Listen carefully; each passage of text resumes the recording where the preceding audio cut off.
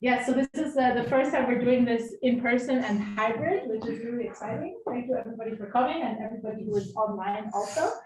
So this is our first in-person session now for the Peace Research Colloquium. As you all know, we've been here before. This is co-sponsored by the G3S, the Graduate School of Social Science, the Political Science Institute, and swisspeace. And we are recording this, but we will only put the talk and the discussant comments online, and the actual Q&A will be not recorded, so you can speak freely. Yes, and so without further ado, on the board side, I'm really excited to welcome Dr. Mariam Salehi from Freie Universität Berlin. Dr. Salehi is a researcher at the intersection of peace and conflict studies, international politics, and international political sociology. She was a postdoctoral fellow also in Berlin at the Berlin Social Science Center, WZB, and a research associate at the Center for Conflict Studies, University of Marburg, which I also think we have a couple of colleagues in the audience from. And today she'll be here to discuss her forthcoming book, which is coming out in February next year with Manchester University Press, the title of which is Transitional Justice in Process, Plans and Politics in Tunisia. And as far as I know, it's the first comprehensive account of the transitional justice process in Tunisia. So we're really excited also for that reason to have Sahar Ammar here from the swisspeace Dealing with the Past team. Sahar has degrees in transitional justice, human rights, and law, and has worked on the MENA region for the Center for Humanitarian Dialogue, not development, the HG Center, sorry, and for other civil society organizations, and has an interest in transitional justice, obviously, as well as local and national reconciliation processes, mediation, and national dialogues. So we will have half an hour presentation, about 10 minutes comments, and then we'll open up for everybody else. So I hope everything goes well. The people online, write into the chat if you can't hear or see. Yeah, I think we just have to press OK on that. Yeah. We can go. Excellent. So thank you very much, Mariam, for being here. I'm looking forward to your talk. Yeah, thank you, Dana, for the invitation and also the kind introduction. And I'm very excited to present my research here. And this is the first time I'm actually presenting it as a book. So yeah, thank you for the invitation. And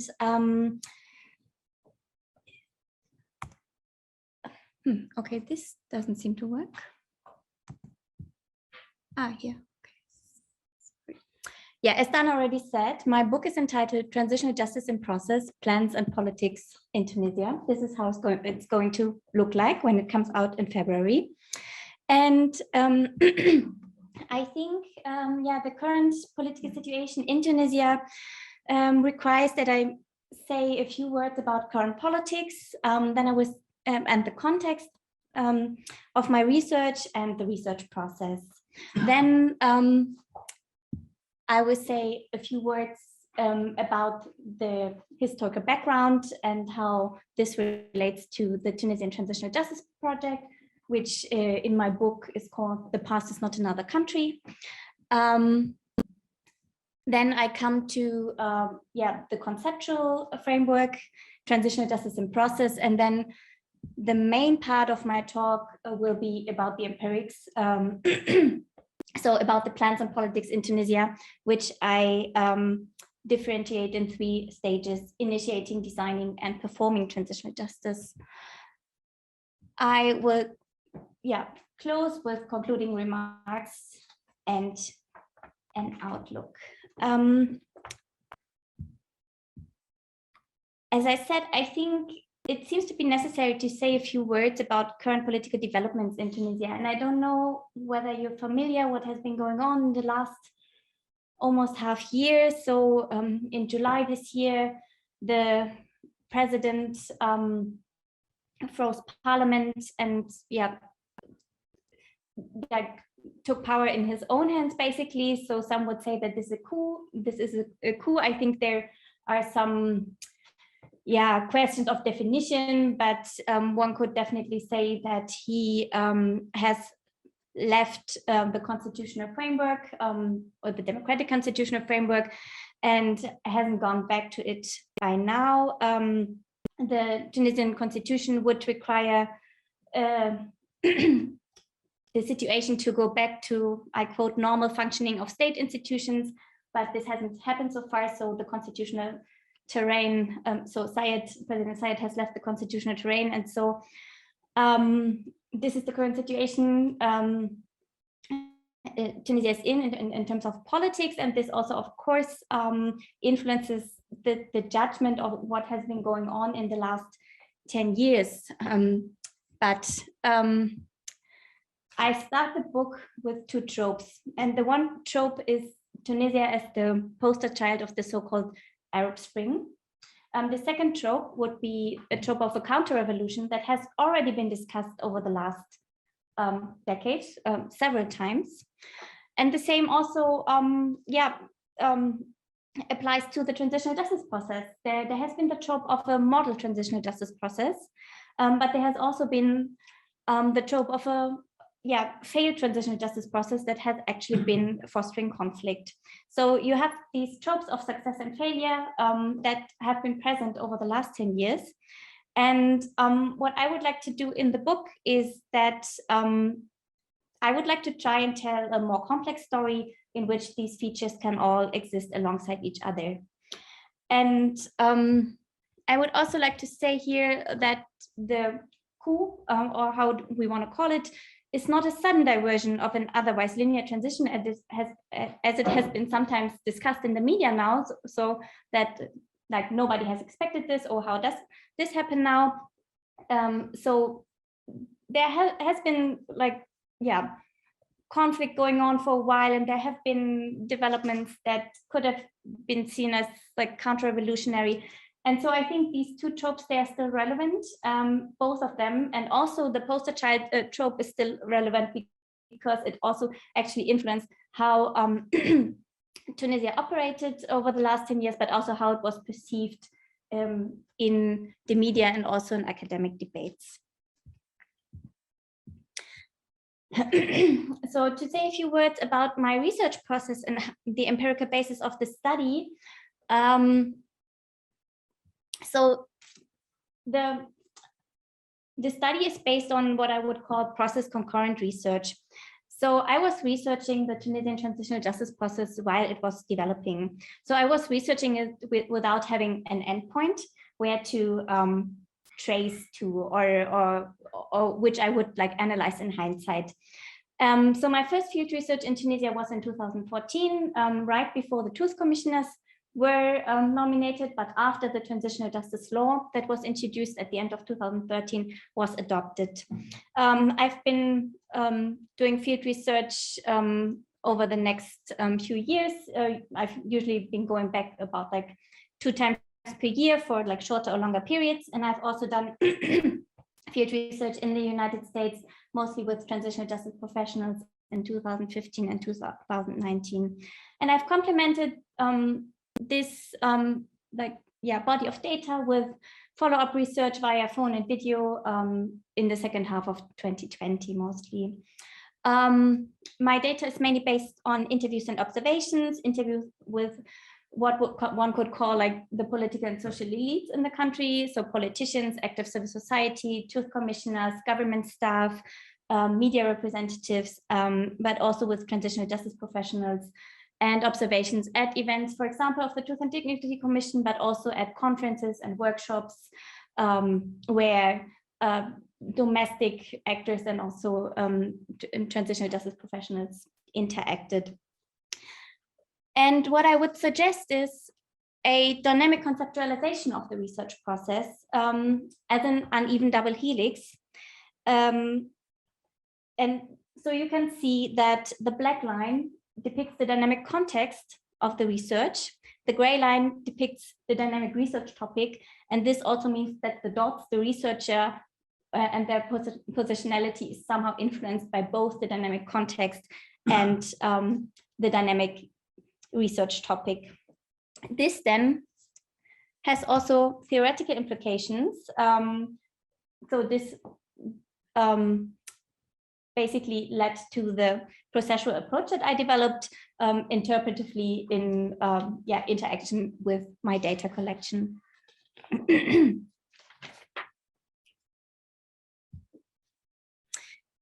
Yeah, just to say a few words about the historical background, I think it's important to emphasize, and also against the backdrop of some transitional justice scholarship, that transitional justice, so there was no clean slate in the country. Transitional justice did not happen in a vacuum. Conflicts and cleavages that have been present for several decades are actually mirrored in the Transitional Justice Project, which is a very comprehensive transitional justice project, or has been a very comprehensive transitional justice project that captures many of them. So the comprehensiveness relates to both, or to like three aspects, to a temporal aspect, and both to political and economic justice problems. So the mandate of the Tunisian plan, what I would call the planned transitional justice project, goes back to the period of the independence struggle.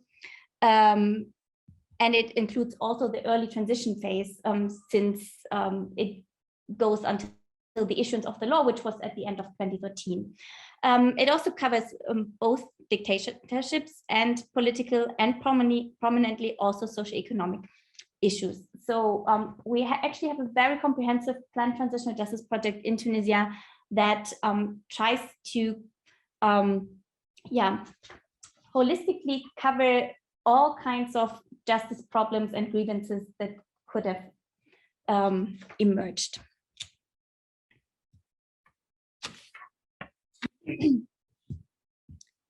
The Tunisian transitional justice,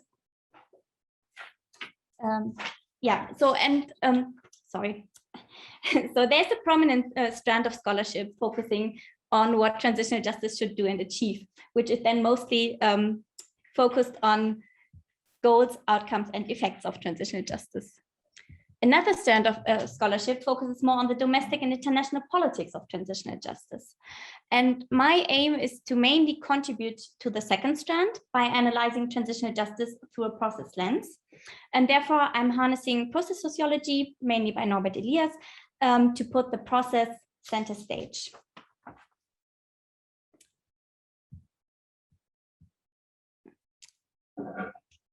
Next to the historical context, or the historical and political context of Tunisia, the Tunisian Transitional Justice Project is also situated in a particular world time context of history and global politics.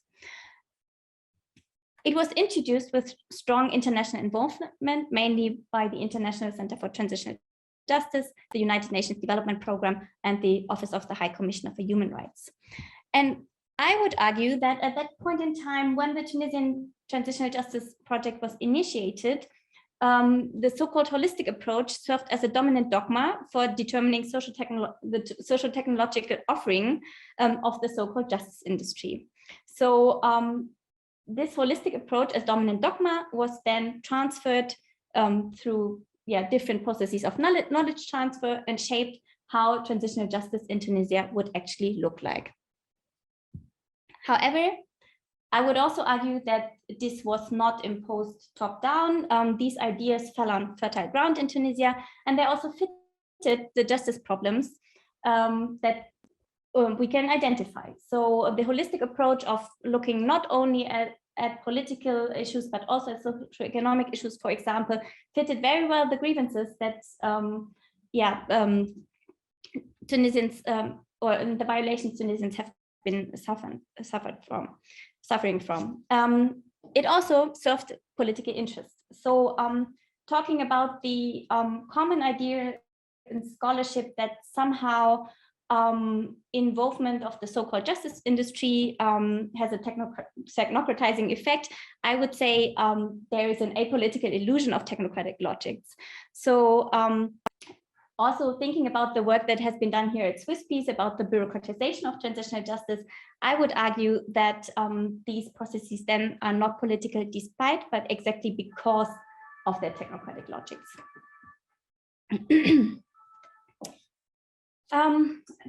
I think even if I try not to reproduce linear assumptions, I can't get around a certain chronological depiction. And so of events and processes. So I brought you a very schematic timeline, but I hope that this helps to show the interplay that I actually want to highlight.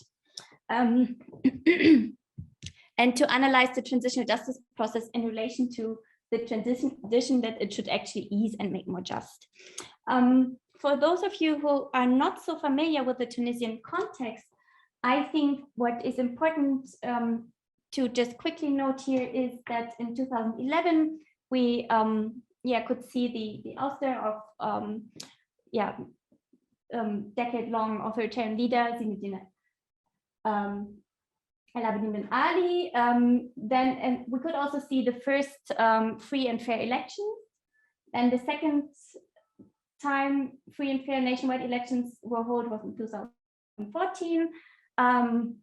This was also, so that was after the constitution was approved. And then the next elections were in 2019. So the constitution making process has been going on between like 2013 and early 2014 when it was adopted by parliament. And we can see that especially at the beginning, there were like changing governments, like quite a few of them. And I think what is important here is that the Troika government that came out of the 2011 elections was led by the moderate Islamist party Ennahda, which came out strongest from the elections. And they, because there was like protest and violence on the street, but also disagreement in parliament, they couldn't keep this position of government leader, and they had to seize some power, and the technocratic government took over, which then brought the constitution making process to a successful ending. In 2014, Nida Tunis won the elections, which is a party that is kind of a melting pot that included many figures of the old regime, actually. So, which is important with regard to political interest in actually dealing with the past. And then afterwards we have a series of so-called governments of national unity. And but then I think we'll concentrate on like the earlier governments. The national dialogue, which some of you may be familiar with, is the process for which Tunisian civil society organizations won the 2015 Nobel Peace Prize, which was a like civil society led national dialogue process, which facilitated that the constitution making process, which was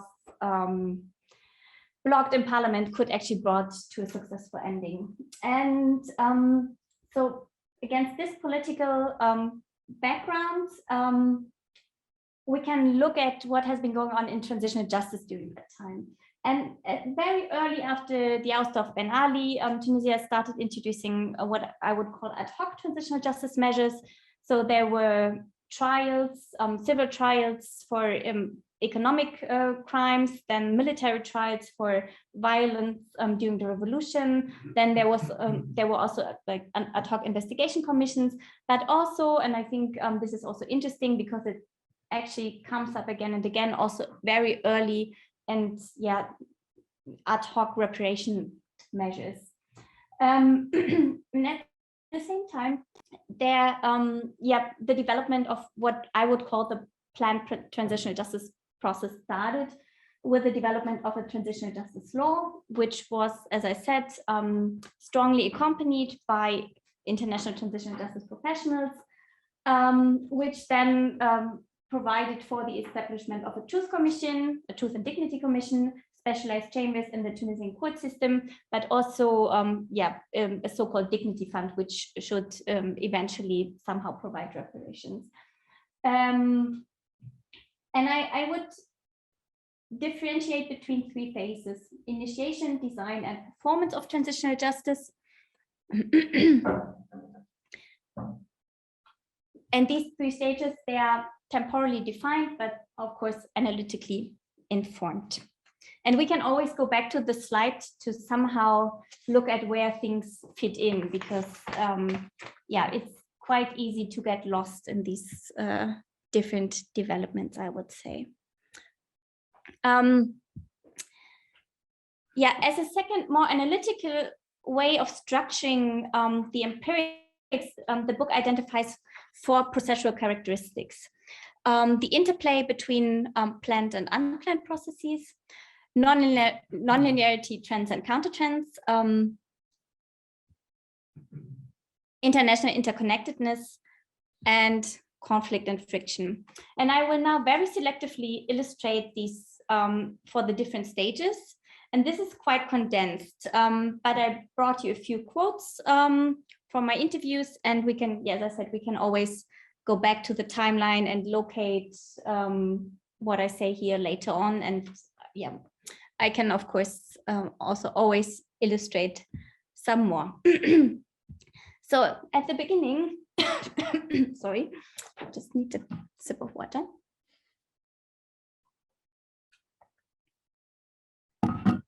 The ad hoc transitional justice measures interplayed with other measures of transitional governance and with fluctuating political and social dynamics, because these ad hoc measures, they actually had the potential to play a role in who could play a part in politics, right? Who could contribute to shaping the future political architecture of the Tunisian state, because as I said, people who were in prison could potentially not run for parliament. In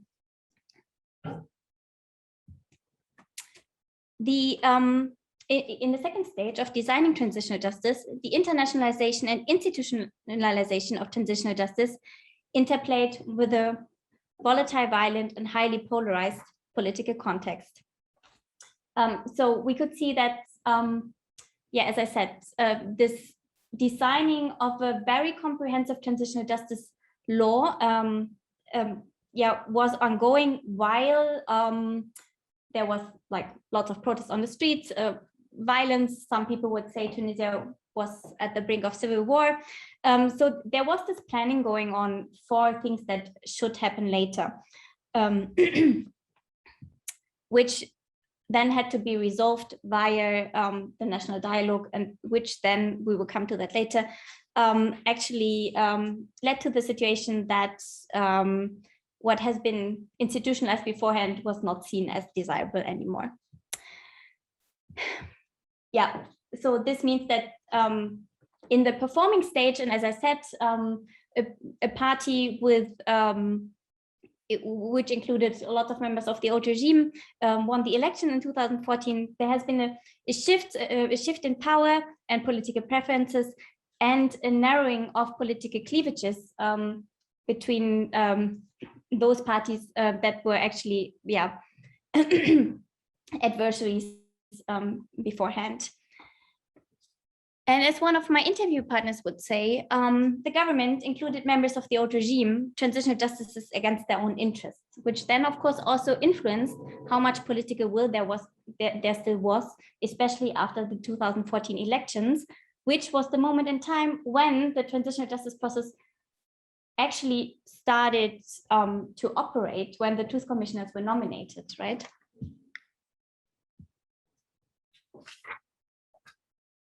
But I would argue that there was a development of a limited degree of independence from shifting domestic power structures and political preferences. And one example for this would be that public hearings could be held despite strong political opposition against them. And then they were later described to me as the best gain of the Truth and Dignity Commission. Also looking at even more recent developments, after the 2019 elections, the planned project picked up again, and it interplayed with unplanned dynamics of the coronavirus pandemic, to just bring the very obvious topic in here again. So one of my interview partners would say, transitional justice has lost its importance for the time being because of Corona and the economy, after it had just taken up some steam again, and there was some hope that the issue would become important again. Coming to the second characteristic of non-linearity and sometimes simultaneous trends and countertrends, I would say that in the first stage of initiating transitional justice, there was a trend, obviously, towards seeking accountability. But there was also simultaneously the counter trend of an unwillingness to dismantle deeper structures of the system, as my interview partners would call it. And I brought two quotes, which I think illustrate this nicely. So one of my interview partners would say, Ben Ali was a dictator because of the judiciary. So the judiciary is important. One needs to reform the judiciary. And then another interview partner of mine said they screwed some magistrates at some point, but there were no clear criteria. They had no clear idea whether they wanted to do a proper vetting. So there was some, some would say performative action, but actually no willingness to actually push for more structural change in that regard. Then we could see in the designing stage a trend towards a further institutionalization of transitional justice, and the simultaneous counter trend of elite deal making through the national dialogue and short-term conflict resolution, which so this process of short-term conflict resolution actually led to the situation that elite deal making was perceived to be more important than seeking accountability and dismantling structures. So as one of my interview partners said, is that the quartet, so the leaders who mediated the national dialogue, tried to ignore transitional justice. And then we could see the performance of transitional justice with a counter trend of even more declining political will, and some actors that simultaneously showed support for transitional justice and renounced it. And I would say that we could see this especially with regard to the Ennahda party, which was initially pushing for the planned TJ process, but then in this whole constellation of elite deal making, sometimes at the same time said that they would support it, but then not so anymore. And I heard quite a bit of frustration for this, what some people would say was kind of a double game. Another example that I thought might be of interest with regard to recent developments, and that's why I also brought this here, is the question of sexual and gender-based violence. And the Truth and Dignity Commission initially put emphasis on the issue. They did quite some outreach to rural women. They organized a public hearing on the issue. But this trend was later also countered. So as one Truth Commissioner described to me is that her colleagues basically changed course and demanded further documentation from these women who they initially had asked to come forward via social media from populations that may not have access to internet at all. The chapter on sexual and gender-based violence was omitted from the final report. It never made it in. And my interview partner said, sexual violence and assault is not covered in the final report as we wanted it to be. It is a contradiction to let women talk about their experiences in public hearings and then not give them their rights. And I got several explanations for this. And one of them was that it was omitted because of infighting within the commission. So that the president of the commission didn't want this chapter to be in because of a disagreement or struggle with the women's commissioner, and the other explanation would be political pressure to take it out.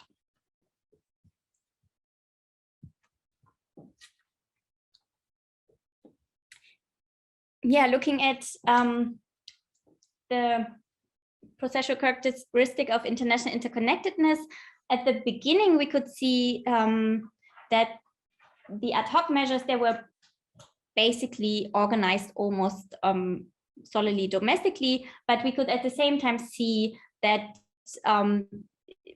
international transitional justice expertise started to flow in at this point in time. And international transitional justice professionals closely accompanied the consultations and the law drafting process.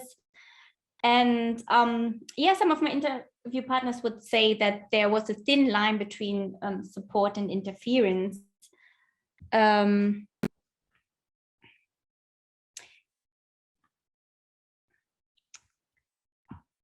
In any case, international expertise definitely shaped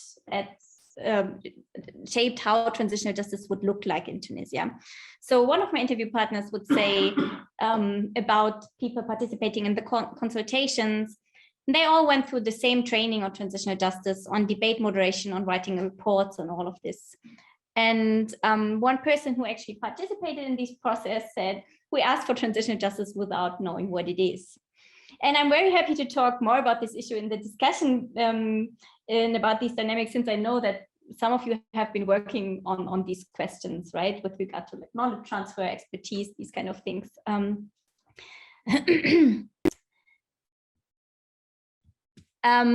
then in the stage of performing transitional justice, and with regard to the shift in the political climate, I find it quite interesting that I'm now generalizing, the internationals were actually forced to take a clearer political standpoint. And one of my interview partners, so one transitional justice professional, said that at the beginning, we just wanted to provide technical assistance, but then we realized that this is not possible when you are pushing for a human rights agenda, which is a political issue. Now we're more outspoken about that. So the professionals, they were actually not changing their absolute political position. But I mean, of course, they were working with the government at the beginning to set up this whole project, and then the government changed, and then they had to navigate a different setting in which suddenly they were not able to work with the government so much anymore because political will was declining. With regard to conflict and friction, we can differentiate between external and internal conflicts and frictions, which somehow characterize the development of the transitional justice process. And at the beginning, there was mainly conflict within transitional institutions and on the street, mostly concerning the shape and the political architecture of the Tunisian state and questions of inclusion and exclusion and access to power. With regard to conflicts and frictions internal to transitional justice, we could see frictions between politics and civil society over a possible political instrumentalization of transitional justice. So there was some disagreement about who should actually be able to nominate truth commissioners, for example. I think this is one of my favorite examples because civil society was very much involved in the law drafting process. They made up a large portion of the technical committee that was responsible for organizing the law drafting. And then when the law was actually in parliament, parliamentarians decided that they would keep the prerogative of nominating truth commissioners to themselves and set up a parliamentary commission. So civil society felt discarded in that situation and also turned,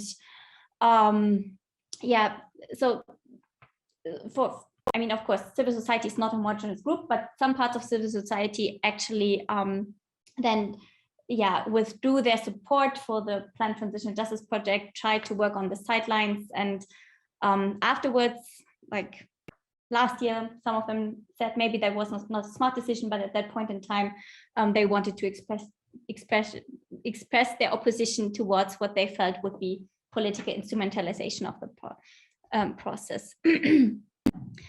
Then there was like conflict on the street and in parliament, and in the designing stage, and a frictional formation and consolidation of the Truth and Dignity Commission, which we then could also see. In the performing stage, conflict and friction, they were actually like, cross-cutting and multidimensional, I would say. So we could see conflict between the Truth and Dignity Commission and between the political and civil society sphere. So I brought you a quote which basically says that since 2014, what actually happened is that the system that ruled Tunisia since 2014 tried to block the transition process and transitional justice. The government issued a clear order. All departments of the state were not to deal with the Truth and Dignity Commission. But also, there were lots of internal frictions, which also influenced how the Truth and Dignity Commission was perceived in the population. And many blamed the president of the Truth Commission for this, and she was, kind of demonized in the media. But one of my interview partners would say all the other commissioners want to demonize her, so the president of the Truth and Dignity Commission, but the others also did things wrong. So we could see that these conflicts within the commission actually influenced the operation of the Truth Commission and also the trust that was put into the body, and in how far it was perceived as being a trustworthy body that was actually fighting for people's rights and for justice rather than just serving the commissioner's own interests. And to conclude, I think usually in discussions, I can't entirely escape the questions of success and failure. And at the moment, I would say that there is a rather grim outlook. I mean, first of all, with regard to the political situation, but also concretely with regard to transitional justice, it doesn't look at the moment that any reparations will be paid, for example. The report was altered before it was published. So it's, I mean, of course, there's a record now, and the report is published in the official gazette. So it is part of, part of the state's record, but somehow this process and the report was compromised with altering it and also with the pressures I've been described before. But one of my interview partners would say that there's a revolutionary and radical notion in the report. And she said radical in the sense of Angela Davis, which means grasping things at the root. So the report actually tries to establish continuities between, for example, colonial and dictatorial violent systems. And so the report should open debates and not close them.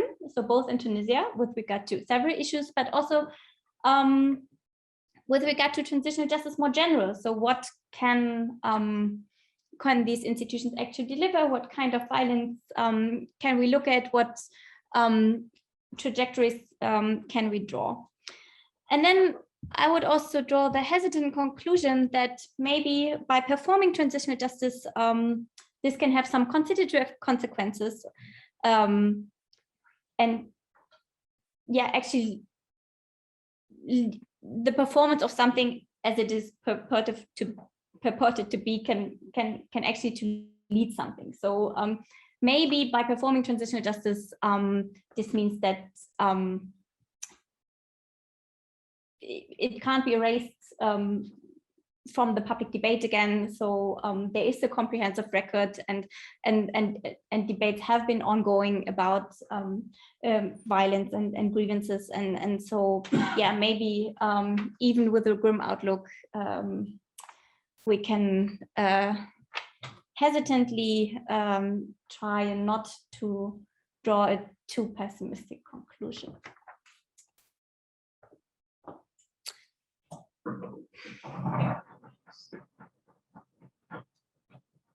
Thank you very much, Mariam, for this talk. And I'll hand right over to you. Maybe for the sound, it would be good if you also go to the Okay.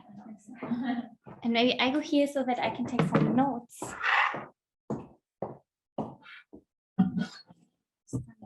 Maybe you go here or where for the sound? Let's just switch off the screen sharing so that the audience online can see. If you maybe just sit here, then they should see you. Okay, perfect. Thanks. Yeah, sorry. It's the first time we're doing it. That's okay. Well, just one question for logistics. You'll be taking notes on hand. You don't need your laptop. No, I'm taking notes on hand. Okay. Super. Okay, thanks, Dana, for organizing this, and also thank you very much, Mariam, for the insightful presentation and also for writing this interesting book on Tunisia and the transitional justice process. And as a Tunisian, it was very interesting for me to read the book. And I think the book captured some aspects of interaction between the transitional justice process and politics.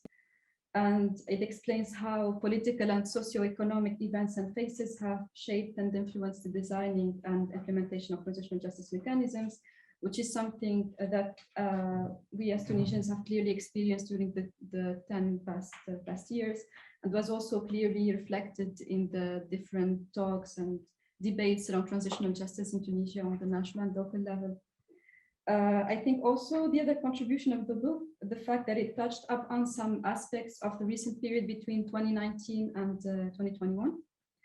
Another interesting aspect as well is the fact that you mentioned the aspects of involvement and interest of the international expertise, because we usually focus more on the local ownership of the process. So it was interesting also to cover this aspect.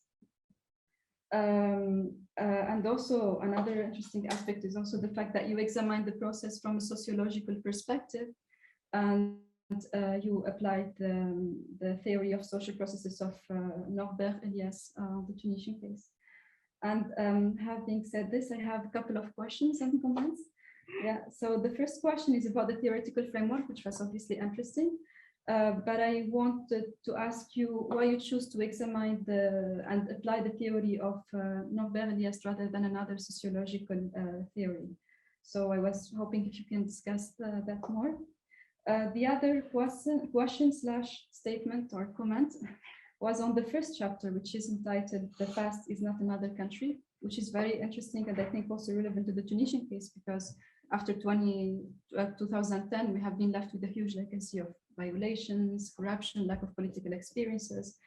And also, yeah, it was clear like how also like this legacy have shaped the future, like the events that followed and the phases that followed. But my question is that when you spoke about the era of Bourguiba and Ben Ali, like you went through the different phases and events that are relevant to transitional justice. But I was wondering maybe why you didn't mention the fact that history was manipulated and selective, which means that, for instance, what we have studied in schools, in the history books, for instance, reflected only one aspect or one side of the truth. So, for instance, if I might like, give some examples, like for instance, we didn't study the fact that the independence was done through a negotiated agreement, according to which France and French investors, they gained, like in return, for instance, they gained many benefits. Also, for instance, we didn't study about the war of, the war of Falega and the event of Jabal Egri in 1956. And the massacre that happened, which is very relevant to transitional justice, because the bones and corpse of the bones of victims were only discovered in 2014 and were only buried later on. So, and this leads us to the importance of the historical reform, because till now there was no historical reform, but it's very needed to have a comprehensive history and also to recognize the different violations of victims. And also to teach the new generations about the past. The other question is that the book was very well structured, and I liked also how you examined the TJ process through the different phases of initiation, design, and performance. But in the second phase of the phase of initiation, the first phase of initiation, I felt that sometimes the book is kind of like reflected a positive attitude, especially when you spoke about reparation and recognition and trials. Because, for instance, for reparations, usually we say that these are financial indemnification, that the financial reimbursement and indemnification that were paid after 2010, because they were not like based on clear criteria. So we'd rather say like maybe the reparation were the ones decided by the Truth Commission on the systems based on the system of point and units, and same also for the recognition of the martyrs and victims of the revolution. Like they have been demanding they have been asking for official recognition, which came only in March 2021 with the publication of the official list of martyrs and victims of the revolution. And for the trials also. So I felt it's kind of like, sometimes it's, how to say, optimistic. And I was wondering whether it's accurate to categorize these measures as reparation, or if this risk legitimizing them. The other question is about the nexus between politics and transitional justice and the role of Nahda party, because you pointed out a lot to the role of Nahda, and I agree with the general description and analysis. But I was thinking maybe it was worth, and also like you described how Nahda party, for instance, they changed their position many times, and this has influenced the transitional justice mechanisms in terms of designing and implementation. But I was wondering maybe it was also worth maybe highlighting the division within Nahda between the leadership who were more focused on the political game and political deals, and their social, how to say, basis, which although still support Nahda, but most of them, they were victims from the former regime. So this had, so maybe sometimes like the decision of the elite of the leadership created a division, and sometimes not only between the leadership and the followers, but also sometimes within the leadership themselves. And this was clear, for instance, when they voted for the reconciliation bill, that some of the parliamentarians from Nahda, they didn't vote or were absent. So this is, and the last question, I think you answered it more or less, because you mentioned in the book that the Qais Said, the former president, is interested in applying transitional justice. So my question is like, what do you think in light of the final developments that we witnessed? But you answered more or less the question. So yeah, no, thank you very much for this rich book, and yes, I hope my comments and questions are helpful. Yeah, thank you for the comments, and I think yeah, I have answers to all of them. Should I directly say something? Or? Yeah, thank you, Sahar. Maybe it's because it was a lot. So yeah. Maybe Mariam, you get a chance to respond to whatever you want, and then we open it to the floor. Yeah. Yeah, thank you for the comments. And so starting with the theoretical framework. So, I mean, this is an interpretive study, right? So I tried, or I had to work out which theory to work with while doing the empirical research. And I was looking for, at some point, I was looking for a theoretical approach that would allow me to analyze a process which has no endpoint. And so I felt that at least classical process tracing was not suitable, because you would usually trace to an endpoint. And so I kept digging, and this is how I ended up with process sociology. And I felt that for my purposes, Elias worked well because he was explicitly looking at change, right? So he's trying to develop like a process sociology of change. And since transitional justice actually wants to somehow foster change and also catalyze change, and we're looking at processes of change, I felt that this was quite suitable, and it would equip me with tools to analyze the process, and I felt that it suited quite well. I mean, maybe there would have been something that would have fitted better, but this is I don't think, for example, that transitology would fit better, for example, because this would then actually leave me in the situation again that we have some teleological assumptions and wouldn't look at what I would call processual characteristics again. So, I mean, as I said, I think it served me quite well. But of course, I'm always open to getting suggestions about what might have been more suitable. I don't know whether this is a satisfactory answer, but yeah.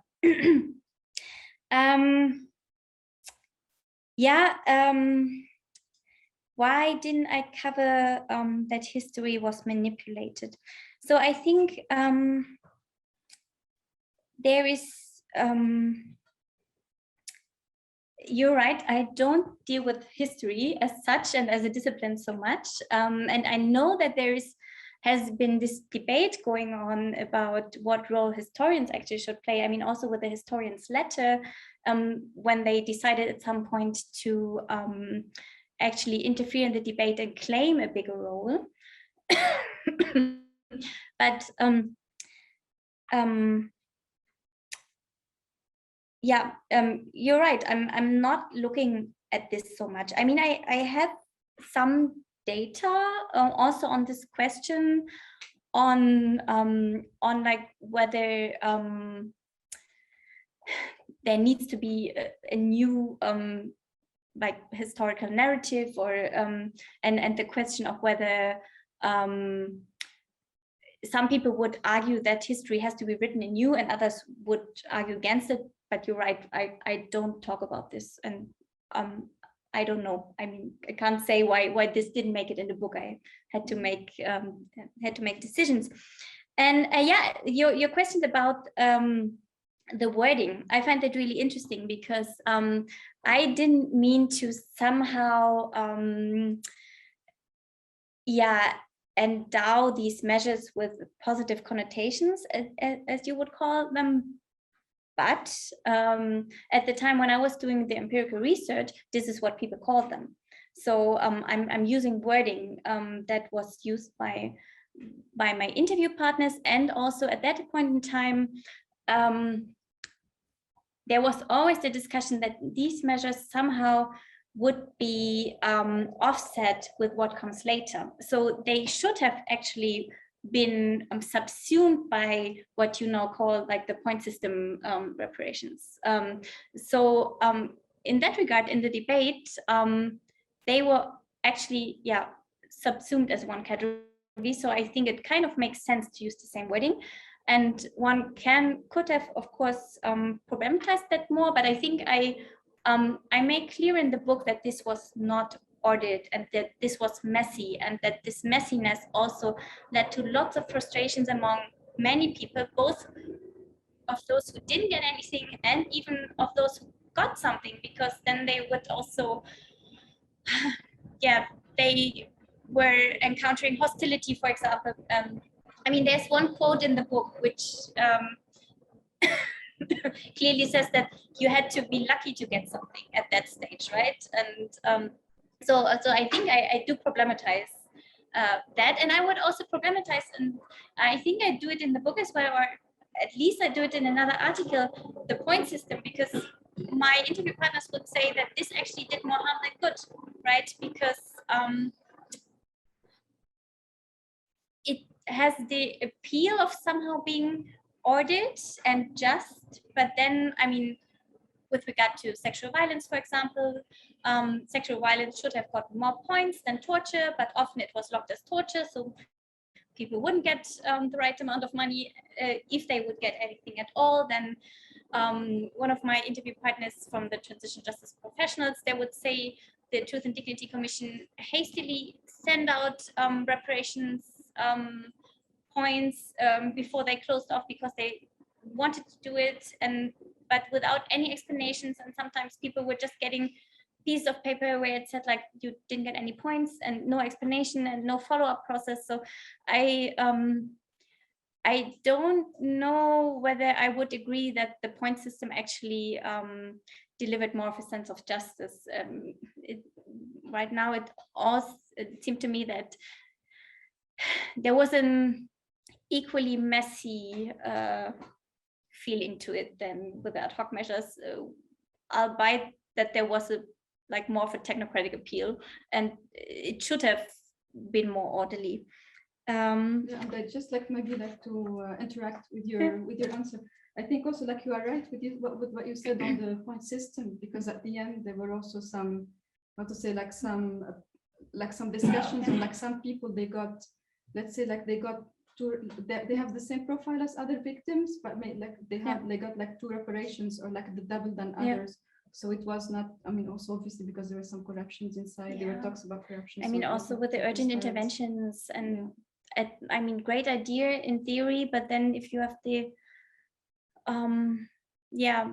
if the system seems to be corrupt, then of course it doesn't help in providing a sense of justice, I would say. Yeah.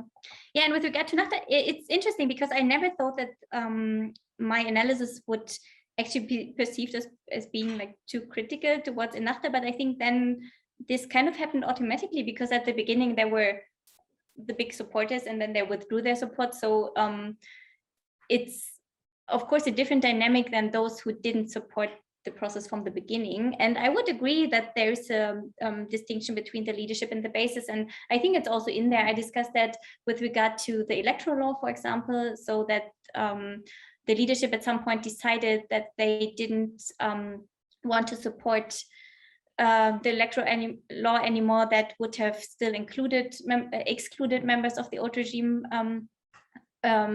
from running for office, and this barely